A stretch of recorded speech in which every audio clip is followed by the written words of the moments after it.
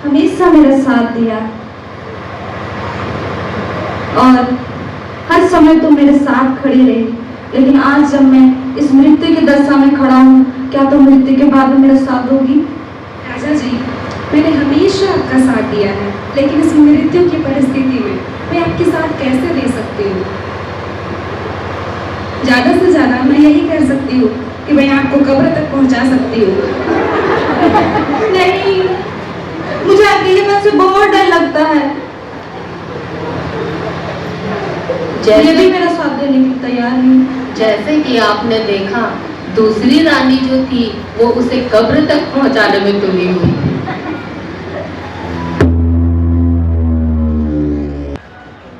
सुना कि राजा की तबीयत बहुत खराब है, तो वह उसके पास दौड़े दौड़े चली आई। राजा, आपको क्या हुआ?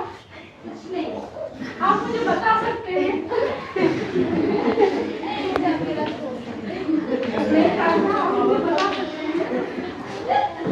मैंने अपनी तीनों रानियों को कितना प्रेम से रखा है। मैंने उनके लिए सब कुछ किया। मैंने उनकी सारी लालसाओं को पूरा किया। उन्हें सबसे ऊंचे पर पार करने की कोशिश करी, सबसे सुंदर बनाने की कोशिश किया। लेकिन आज जब मैं इस मृत्यु की दशा में खड़ा हूँ, उनमें से कोई मेरे साथ नहीं और सबके सब चली गई। आप जहाँ जाएंगे मैं आपके साथ जाऊंगी राजा। जी हाँ राजा, तुम मेरा साथ दोगी? हाँ राजा, आप जहाँ जाएंगे मैं आपके साथ जाऊंगी। मैंने तुम्हारी तरफ कभी देखा तक नहीं, ना शरीर, ना पैसे, ना ऐसो आराम के लिए मैंने तुमसे कभी पूछा नहीं। और आज जब मैं इस दशा में खड़ा हूँ और तुम मेरे साथ जाने के लिए तैयार हो, हाँ राजा मैं आपके साथ हूँ। जहाँ आप जाएंगे मैं आपके साथ जाऊंगी।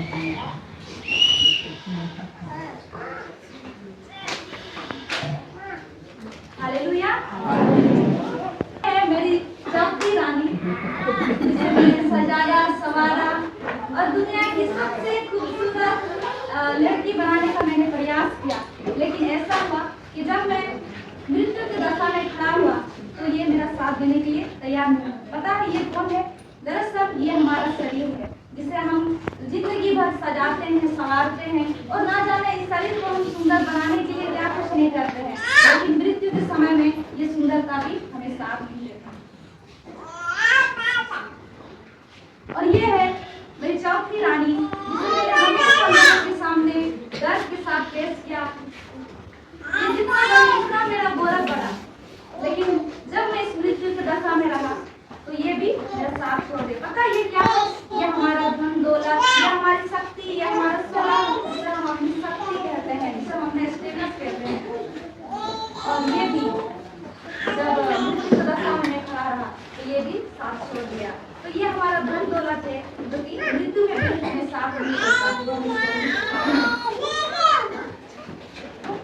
और ये है मेरी तीसरी रानी, जिसने मेरा हमेशा साथ दिया हर क्षेत्र में, चाहे वो युद्ध के क्षेत्र में, चाहे मेरी हर एक परिस्थिति में। इसने हमेशा मेरा साथ दिया, मैं इस पर बहुत विश्वास किया।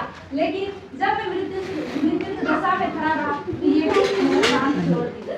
पता है ये दरअसल कौन है? ये हमारे दोस्त हैं, ये हमारे परिवार हैं, जिसपे हम अधिक भरोसा रखते हैं। ये हमारे आस-पास के लोग हो सकते हैं, हमारे दोस्त हो सकते हैं, हमारे परिवार के लोग हो सकते हैं, जिन पर हम बहुत ज्यादा विश्वास रखते हैं। लेकिन जब मृत्यु आती है उस समय ये भी हमारा साथ छोड़ देते हैं। तो कौन है वास्तव में?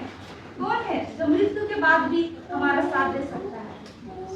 ये मेरी पहली रानी, जिसको मैंने कभी देखा तक नहीं, कभी पूछा तक नहीं और ना ही मैंने इससे कभी प्रेम किया, फिर भी ये मेरे लिए ये समय देने के लिए हमेशा तैयार रहती है। पता है ये दरअसल कौन है? ये पवित्र आत्मा, जो हमेशा वो पवित्र आत्मा जो मरने के बाद भी हमेशा रहेगा। हालेलुया। वो आत्मा जो कभी नाश होगा नहीं है। इसलिए प्रभु यीशु मसीह यूहन्ना की पत्री में कहते हैं कि आत्मा तो जीवनदायक है, शरीर से तो कुछ लाभ नहीं है। हालेलुया। इसलिए हमें हमेशा अपने आत्मा के विषय में सोचना है। ये आत्मा मरने के बाद भी हमें प्रभु यीशु मसीह से मिलाएगा, क्योंकि हमारा परमेश्वर वो आत्मा है। हालेलुया। और परमेश्वर आत्मा के साथ सुंदर जगह में आया और जब हम इस आत्मा को देखभाल करते करते हैं, इस आत्मा के विषय में जब हम सोचते हैं तो सच में हम एक प्रभु यीशु मसीह के साथ होंगे। हालेलुया।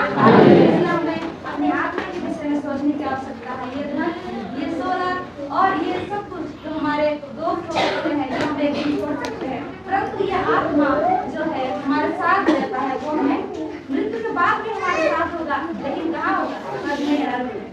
हालेलुया।